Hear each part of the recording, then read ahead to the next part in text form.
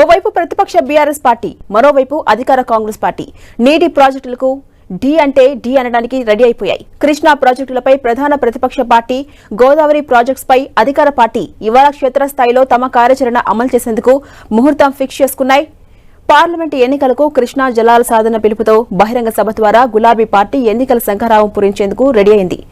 చలో నల్గొండ పేరుతో కేఆర్ఎంబీ పరిధిలోకి కృష్ణా ప్రాజెక్టులను తేవడానికి నిరసిస్తూ గులాబీ పార్టీ బహిరంగ సభను నిర్వహిస్తోంది. రాష్ట్రంలో పార్లమెంటు ఎన్నికలకు రాజకీయ వేడి రాజుకుంది. అసెంబ్లీ ఎన్నికల తర్వాత కొద్ది నెలల్లోపే పార్లమెంటు ఎన్నికలు ఎదుర్కోవాల్సి రావడంతో అధికార పార్టీని ఎదుర్కోవడానికి బీఆర్ఎస్ అంది వచ్చిన అవకాశాన్ని అస్త్రంగా మలుచుకునేందుకు రెడీ అవుతోంది. చలో నల్గొండ సభతో బీఆర్ఎస్ అధినేత కేసీఆర్ పార్లమెంట్ ఎన్నికల రంగంలోకి దిగుతుండటంతో గులాబీ నేతలు సభను విజయవంతం చేసేందుకు అన్ని జాగ్రత్తలు తీసుకుంటున్నారు. కృష్ణా బేసిన్లోని మహబూబ్ నగర్, నల్గొండ, ఖమ్మం, రంగారెడ్డి, హైదరాబాద్ జిల్లాల నుంచి ప్రజలను తరలించాలంటూ పార్టీ నిర్ణయం తీసుకుంది. జన సమీకరణ కోసం అన్ని జిల్లాల్లో కూడా నియోజకవర్గ స్థాయి సమావేశాలు నిర్వహించింది. ఉమ్మడి నల్గొండ జిల్లాలోని అన్ని నియోజకవర్గాల నుంచి జనం భారీగా హాజరయ్యేందుకు అనుగుణంగా బీఆర్ఎస్ నియోజకవర్గాల వారీగా ఇన్ఛార్జీలను నియమించి జన సమీకరణపై ఫోకస్ పెట్టింది. ఇవాళ ఉదయం తెలంగాణ భవన్ నుంచి ఎమ్మెల్యేలు, ఎమ్మెల్సీలు, ఎంపీలు ప్రత్యేకంగా ఏర్పాటు చేసిన బస్సుల్లో నల్గొండకు తరలి వెళ్లబోతున్నారు.